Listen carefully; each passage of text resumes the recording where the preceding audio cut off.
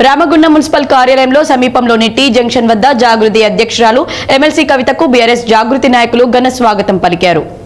మంచిర్యాల జిల్లా పర్యటనకు వెళ్తున్న ఎమ్మెల్సీ కవిత మార్గం హెడ్ మధ్యలో గోదావరి కనిలో బీఆర్ఎస్ నాయకులను జాగృతి నాయకులను కలిశారు. ఈ మేరకు బీఆర్ఎస్ నాయకులు జాగృతి నాయకులు కవితకు ఘన స్వాగతం పలకగా కవిత మున్సిపల్ కార్యాలయం టీ జంక్షన్ కూడలిలోని అంబేద్కర్ విగ్రహానికి పూలమాల వేసి నివాళులర్పించారు.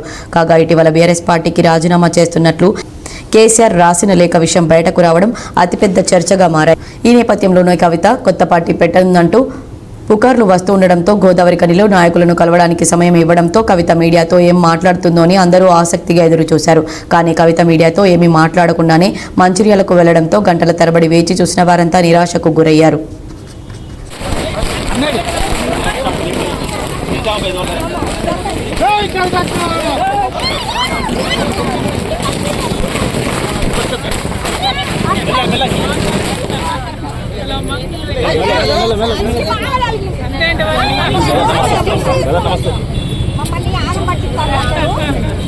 మెల్లగా